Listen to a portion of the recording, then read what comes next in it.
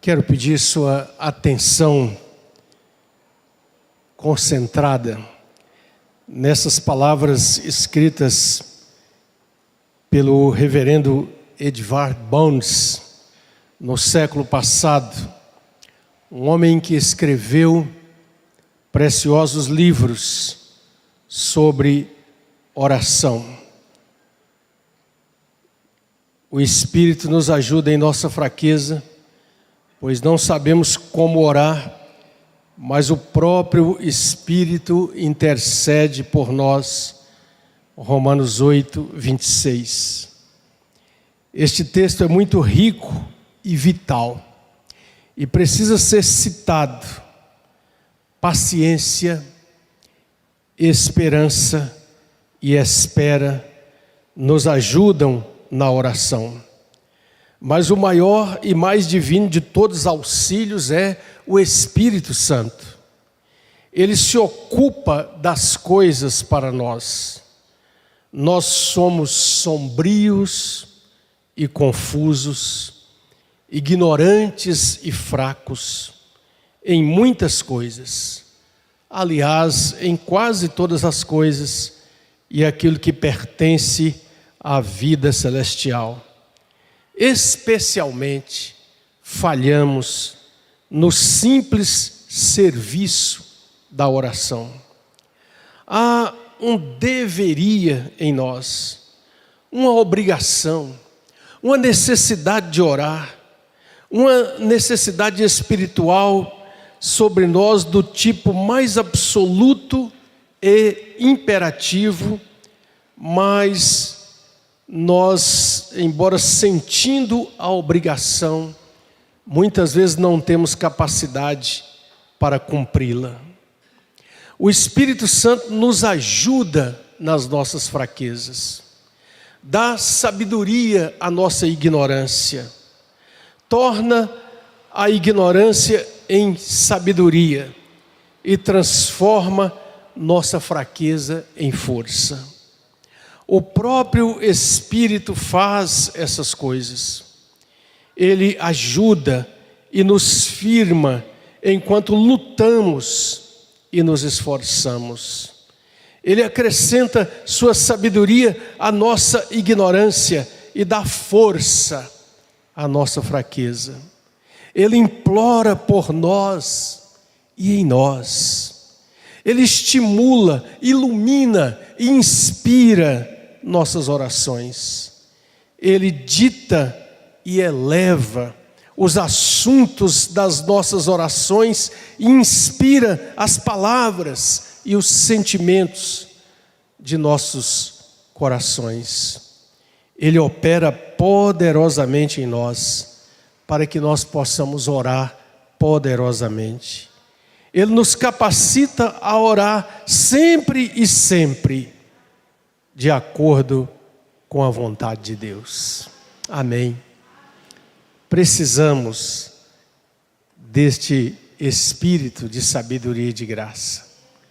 Precisamos e necessitamos entrar na escola da oração. Precisamos o tempo todo compreender que na dimensão desafiadora do tempo que nós vivemos, nós precisamos depender inteiramente e completamente do Santo Espírito de Deus. Eu queria que você curvasse a sua cabeça mais uma vez. Nós já oramos algumas vezes aqui essa noite. Mas peça ao Senhor que te ensine, que te ajude. Peçamos ao Senhor que nos ensine e nos ajude de fato a entrar na dimensão da oração que chega ao trono da graça de Deus, que nos leva a clamar e interceder de acordo com a sua vontade. Eis-nos aqui, Senhor, e ouvindo essas palavras tão preciosas do teu servo do passado, nós te pedimos, ensina-nos a orar, ajuda-nos a orar. Daqui a pouco nós estaremos voltando para casa, voltando para os nossos lares, e amanhã muito cedo começa uma rotina intensa, acelerada, de tantas coisas, tantas demandas. Senhor, nós não sabemos, nós não podemos dar conta de todas as coisas, mas o Senhor diz para nós que há uma fonte, que há uma provisão, que há um lugar onde descansa a nossa alma em Ti, através da prática e da vida de oração. Ensina-nos, pois, Senhor, fala conosco, tem misericórdia de nós e perdoa a nossa negligência na oração, Senhor, mas dá-nos a graça de mudar, no nome do Senhor Jesus. Amém, amém. Domingo passado nós falamos sobre uma das dimensões do fruto do Espírito Santo, que é alegria. Vamos lá? Alegria, alegria. Gálatas 5:22, o fruto do Espírito Santo é alegria. E ele vai citando várias características, manifestações desse fruto. Hoje queremos falar rapidamente um pouquinho sobre outra dimensão do fruto do Espírito Santo, que é amor. Vamos lá? O fruto do Espírito é amor. Amor. Hoje é um dia em que vimos falar, quem sabe foi trazida de volta essa palavra, amor, no contexto do Dia das Mães, no contexto do comércio, no contexto da expressão de sentimento das pessoas, das famílias, apesar de toda a aceleração do mundo que nós vivemos. Mas a pergunta para você é: você acredita no amor? Você tem, de fato, uma visão, uma dimensão de entendimento claro do que é o amor bíblico? O que significa amor para você? Qual é a sua melhor recordação, meu irmão, minha irmã, ouvintes que estão em casa e que recebem a transmissão dessa mensagem? Qual é a sua melhor recordação na sua vida de ter sido verdadeiramente amado e verdadeiramente amada no contexto da sua jornada? O amor muitas vezes se restringe no tempo que nós vivemos em uma mera exploração de uma palavra.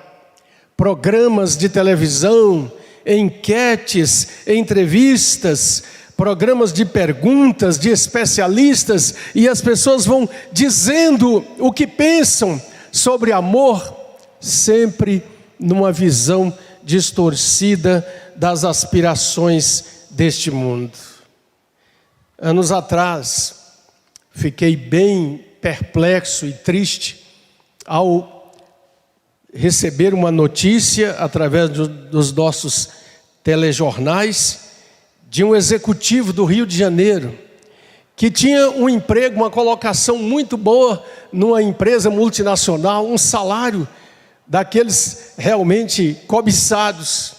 Mas este homem perdeu o seu emprego e, segundo a reportagem, já estava chegando no momento de ser despejado de um ótimo apartamento onde residia com a sua família.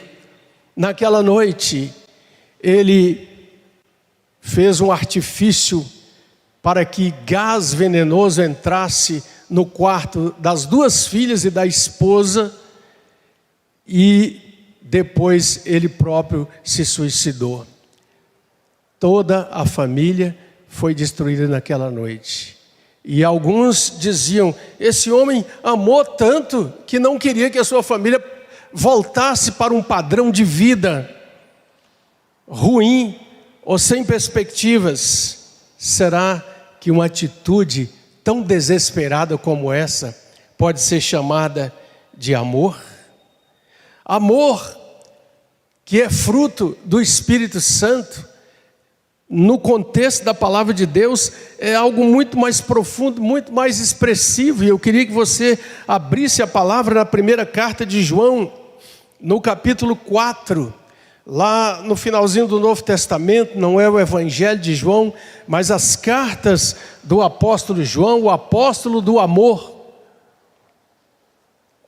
E nós pudéssemos ler esse texto tão precioso, 1 João capítulo 4, do versículo 7 em diante. E eu queria pedir toda aquela que puder ficar de pé, se colocar de pé mais uma vez, para a gente ler alguns versos aqui a partir do versículo 7. Amados, amemo-nos uns aos outros, porque o amor procede de Deus, e todo aquele que ama é nascido de Deus e conhece a Deus. Aquele que não ama não conhece a Deus, pois Deus é amor. Nisso se manifestou o amor de Deus em nós, em haver Deus enviado o seu Filho unigênito ao mundo para vivermos por meio dele. Vamos ler juntos o verso 10.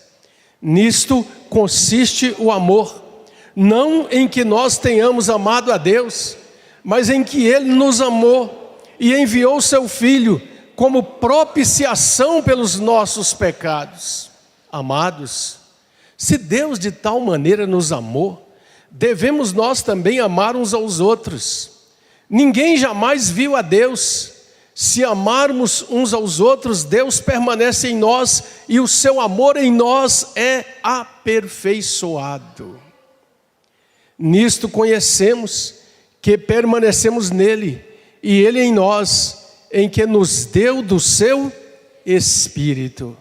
E nós temos visto e testemunhamos que o Pai enviou o seu Filho como Salvador do mundo. Versos 15 a 16 e 16, vamos ler juntos? Aquele que confessar que Jesus é o Filho de Deus, Deus permanece nele e ele em Deus. E nós conhecemos e cremos no amor que Deus tem por nós. Deus é amor, e aquele que permanece no amor, permanece em Deus, e Deus nele.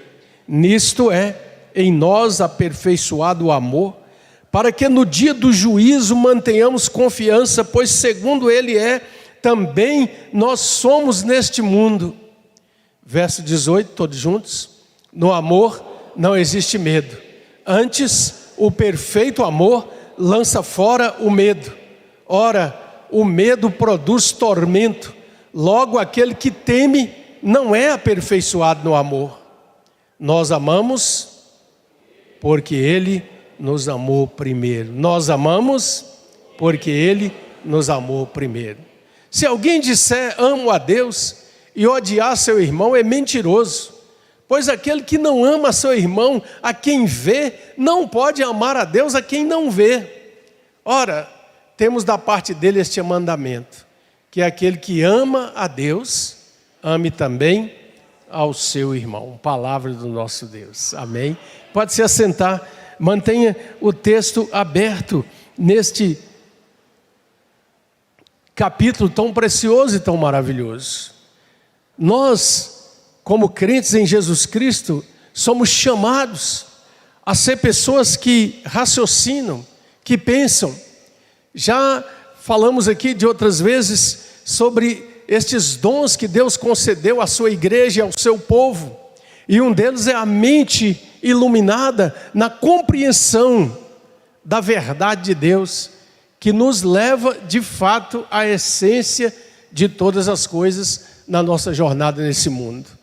A geração que nos precedeu cantava muitos hinos preciosos, hinos que são como poemas e como traduções muito claras do ensino, da teologia, da Bíblia, da Palavra de Deus. Eu queria pedir ao nosso irmão para projetar aqui a letra de um desses hinos que nós temos como uma manifestação e uma letra muito preciosa sobre o amor perene de Deus. Eu queria que você prestasse atenção nessa letra. Amavas-me, Senhor, ainda cintilante, pode apagar aqui por favor para visualizarmos melhor, não irromper a luz ao mando Criador, e nem o ardente sol, rompendo no levante, trouxera à terra e ao mar a força fecundante. meu Deus, que amor. Meu Deus, que eterno amor. Essa é a primeira estrofe. Ela fala de um eterno amor. Pode acender, depois nós vamos ver as outras estrofes. Olha para o texto, meu irmão, minha irmã. Ouça o Espírito, ouça a palavra. O versículo 7, 1 João capítulo 4, diz: o amor procede de Deus. O amor, no sentido real, verdadeiro, bíblico, é algo que não vem do ser humano, não vem da poesia humana, não vem dos pensamentos, das elucubrações da mente humana. O texto diz que o amor procede de Deus, da sua glória eterna antes de todas as coisas. E em João capítulo 17, o Senhor Jesus diz: Pai, glorifica-me junto a Ti com a glória que eu tive junto a Ti antes que houvesse mundo. Amor que é presente na triunidade divina, no ser triuno de Deus, Pai, Filho e Espírito Santo, numa comunhão de amor. Então, nós podemos olhar para essa palavra e entender: amor genuíno e verdadeiro é somente aquele que procede de Deus. Por isso, a primeira estrofe do hino diz que antes que o sol começasse a fecundar através da luz e a água da chuva e a criação de todas as coisas pelo mandato de Deus, o Senhor já derramava amor e já amava aqueles que são dele. Vamos para a segunda estrofe. É muito interessante nós olharmos para esse poema, para a gente poder aprender a respeito dessas verdades. Amava-me, Senhor, também quando imolado, por mim sofreu na cruz o meigo Salvador. Leia comigo: o Santo de Israel, o teu Cordeiro amado, levando sobre si a culpa do pecado. Meu Deus, que amor! Meu Deus, que amor! Que antigo amor! Preste atenção, aqui nós temos o amor ativo. Olha para o versículo 9. Nisso se manifestou o amor de Deus em nós, em Deus haver enviado o seu Filho como propiciação. Versículo 10 diz que o amor consiste nisto: Ele nos amou e enviou o seu Filho como propiciação pelos nossos pecados. O autor do hino diz: o Senhor me amava quando foi imolado o teu Cordeiro eterno, o teu Filho amado. É um amor ativo de Deus. Ele vem e entra na história do ser humano caído, e Ele propicia, traz remissão, perdão para os nossos pecados, porque Jesus Cristo levou sobre si as nossas dores e a nossa culpa. Essa é uma iniciativa do amor de Deus para conosco que nós não podemos esquecer. Mas a terceira estrofe do hino fala de um amor doador. Vamos lá e vamos acompanhar essa letra preciosa. Amavas-me, Senhor, quando atingiu meu peito o espírito de luz, o meu o quê? Consolador. E com tesouros mil de teu favor perfeito, trouxe à minha alma o quê? A fé em que hoje me deleito. Meu Deus, que amor! Meu Deus, que antigo amor! Olha para o versículo 13, querido e querida: nisto conhecemos que permanecemos nele e ele em nós, porque ele nos deu o seu Espírito. Ele nos deu o seu Espírito. Ele manda até nós, Ele envia seu Filho, Ele envia o Espírito Santo, ou seja, Ele envia a si mesmo, em toda a dimensão do seu ser glorioso.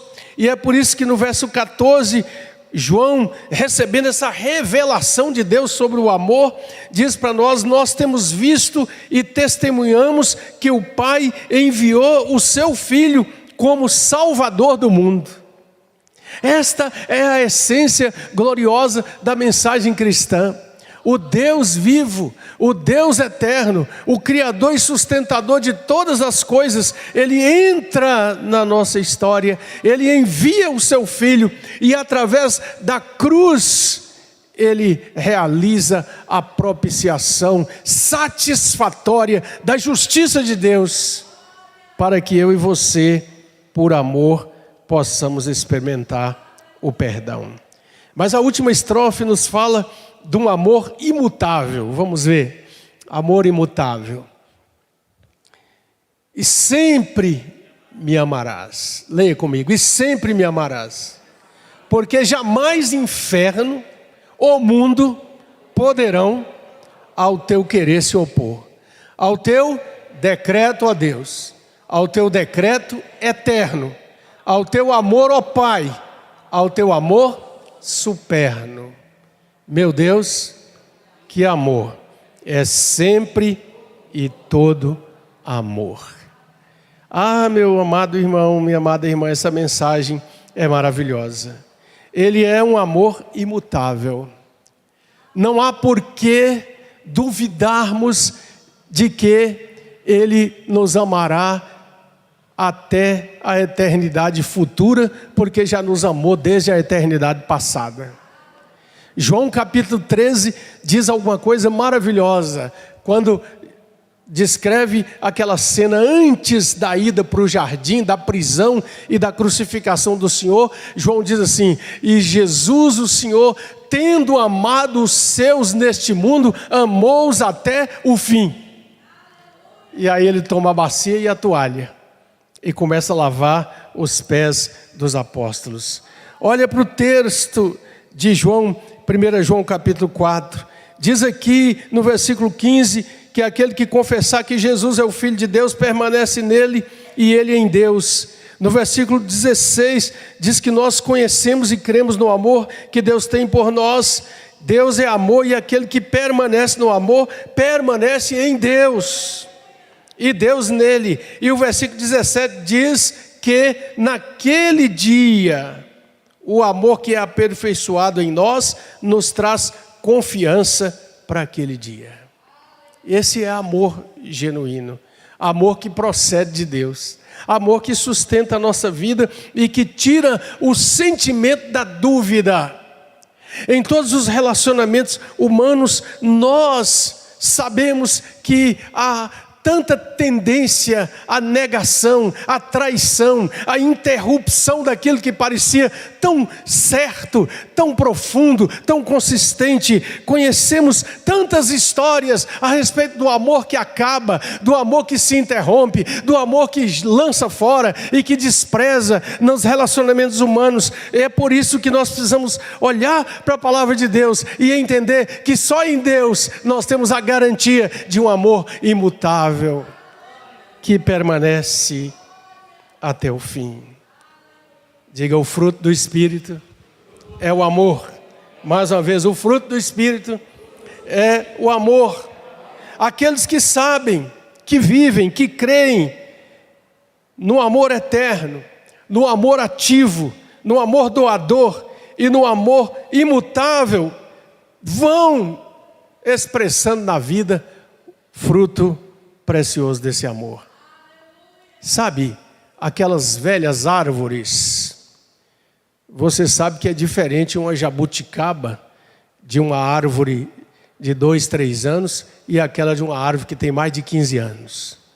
É muito mais doce, é muito maior, não é verdade? O que essa comparação nos faz pensar que cada momento que nós vamos caminhando com Deus, vivendo a intimidade com Deus, caminhando na graça de Deus, há sim a necessidade que o fruto seja cada vez melhor, cada vez mais doce, mais suculento, mais abençoador, porque vindo da videira preciosa que produz frutos maravilhosos. Mas o texto nos mostra aqui como isso acontece quando o amor de Deus está sendo derramado, vivido no nosso coração. São aperfeiçoados. Versículo 8 e versículo 12 diz aqui que o amor de Deus se manifestou, que aquele que não ama não conhece a Deus, pois Deus é amor. Então nós temos que ser aperfeiçoados no amor. Versículo 12 diz que quem permanece nele, em Deus, o seu amor em nós é aperfeiçoado. É o crente, o homem, a mulher, o jovem, que pode dizer assim: antes eu agiria assim, antes eu responderia dessa maneira, mas agora eu conheço o amor de Deus e portanto eu estou na escola do aperfeiçoamento, da graça de Deus, me ajudando a ser melhor no entendimento de que eu preciso viver de acordo com a direção do meu Deus. Os que são aperfeiçoados, os que estão vivendo nesse amor, fazem a boa confissão. Versículo 15. Aquele que confessar que Jesus Cristo é o Filho de Deus, Deus permanece nele e ele em Deus. Você tem feito a boa confissão? Tem declarado onde você trabalha, onde estuda, onde vive: eu sou do Senhor, eu fui alcançada pelo amor de Deus. Também vivem sem medo. Versículo 18, nós lemos aqui: no amor não existe medo, antes o perfeito amor lança fora o medo. Aqui é muito mais do que o medo como sentimento, que muitas vezes nos protege de algumas coisas que não deveríamos fazer. Aqui está falando daquele medo que é gerado pela incredulidade, que no momento em que a morte se aproxima, no momento em que se pensa na nossa transitoriedade, começa-se a ter medo do que virá depois. Mas o amor de Deus diz no nosso coração que somos do Senhor, e quer morramos, quer vivamos, somos do Senhor. Esses que também vivem esse fruto do amor amam os irmãos. Versículo 11, amados, se Deus de tal maneira nos amou, devemos também nós amar uns aos outros. E versículo 20, se alguém disser amo a Deus e odiar seu irmão, é mentiroso. João usa uma palavra muito forte, muito direta. Você está dizendo que ama a Deus, mas você está vendo o seu irmão em necessidade, e você não se move, não tem o coração tocado.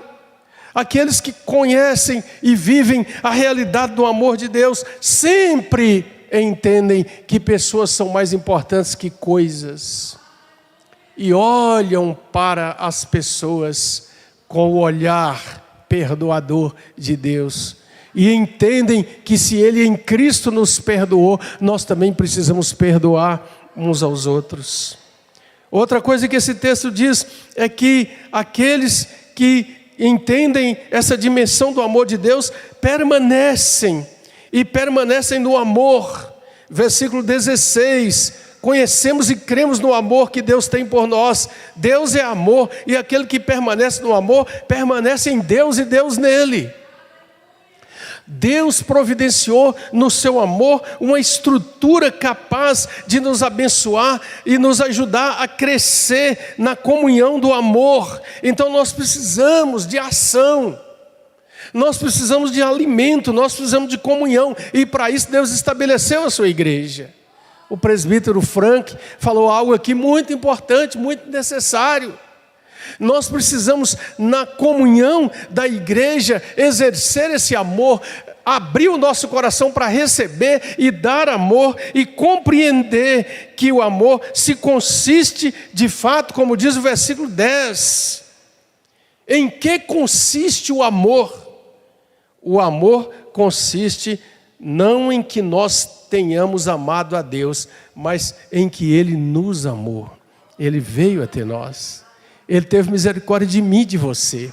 Ele nos alcançou no momento em que só restava para nós e só havia para nós a perspectiva de perdição. Por isso o autor do hino diz: meu Deus, que amor inexplicável. Nós precisamos pedir a Deus o entendimento e a imersão cada vez mais neste amor.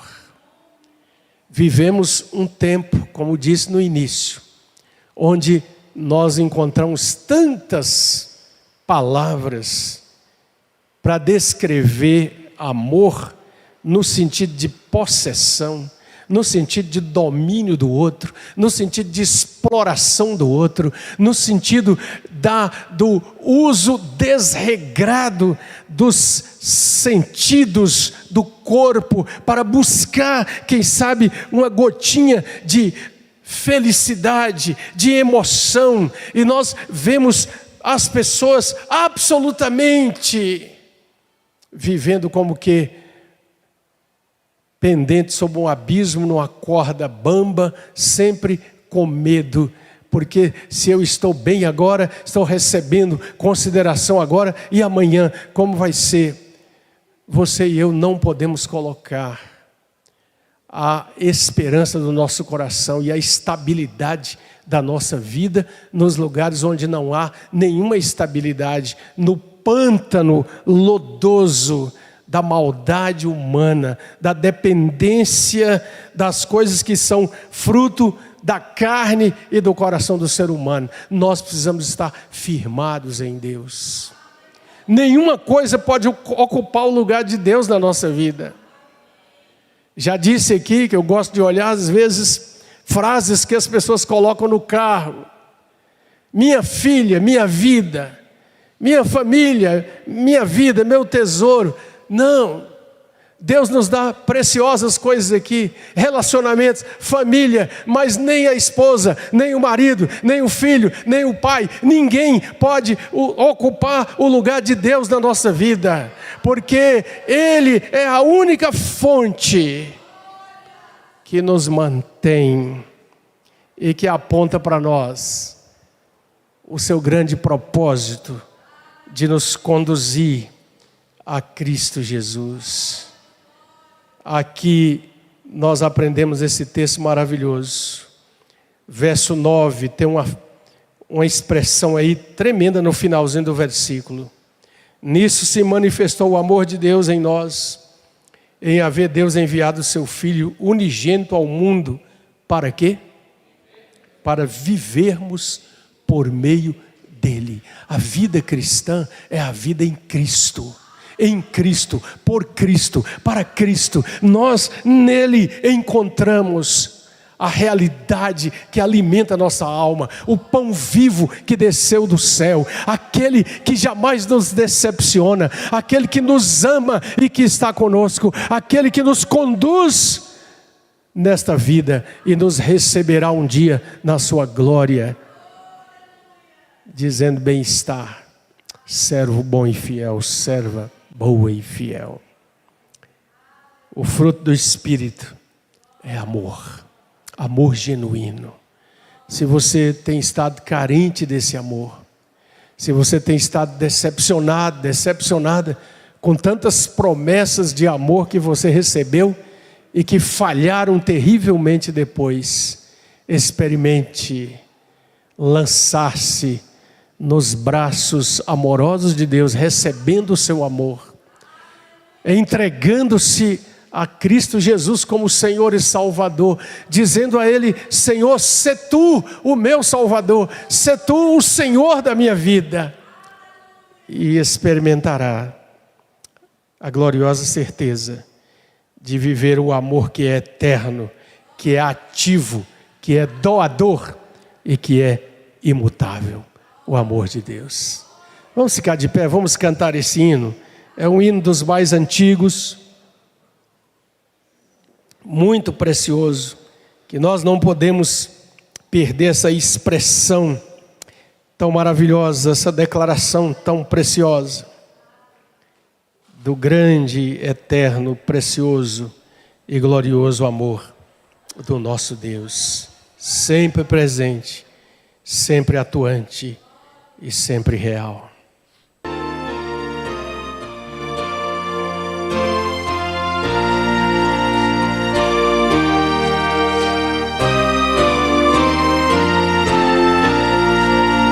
Amor Senhor, ainda cintilante, não irromper a luz, ao mando Criador, e nem o ardente sol, rompendo no levante, trouxer a terra e ao mar a força fecundante.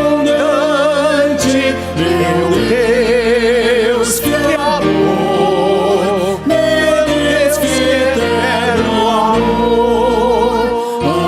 Amavas-me, Senhor, também quando imolado por mim sofreu na cruz, o meio Salvador, o Santo de Israel, o teu Cordeiro amado, levando sobre si a culpa do pecado.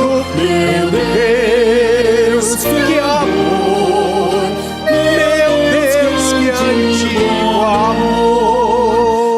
Amavas-me, Senhor, quando atingiu meu peito o Espírito de luz, o meu Consolador,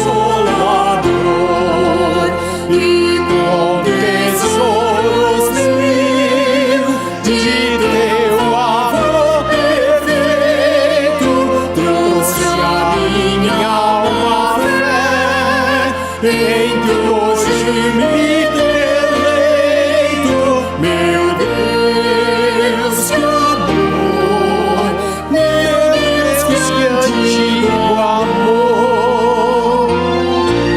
Aleluia. O glorioso amor de Deus.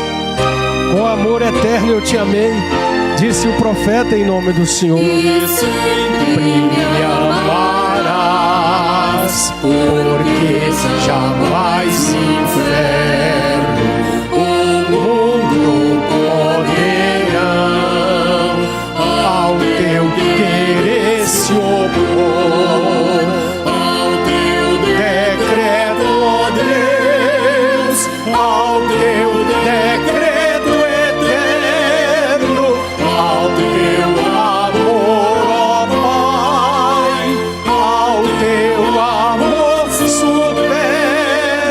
Meu Deus, que amor, é sempre todo amor.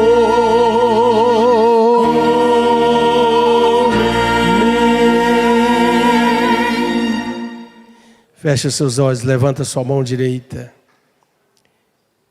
Diga: obrigado, Senhor, pelo teu eterno amor, pelo teu divino amor, pelo teu incomparável amor, pelo teu imutável amor. Ensina-me, Senhor, e ajuda-me a receber cada vez mais do teu amor e a compartilhar do teu grande amor a todas as pessoas, a todos aqueles que o Senhor colocar no meu caminho. Meu Deus, obrigado por tão grande amor. Amém. A graça de Jesus, nosso Senhor, o amor indizível, eterno, o resede de Deus, nosso Pai, a consolação, a doçura, o bálsamo, a ternura do Espírito Santo de Deus, que em amor nos atraiu e nos escolheu, nos elegeu em Cristo Jesus para a eterna salvação. Repousem sobre todos vós, amados e amadas do Senhor, e convosco permaneçam até aquele dia. Amém. Aplauda ao Senhor, ao poderoso e soberano, ao Cristo bendito, àquele que nos ama. Aleluia, aleluia. Vamos em paz. Abraça pelo menos 2 irmãos. dê e libere uma palavra de bênção, de amor, de gratidão e de louvor.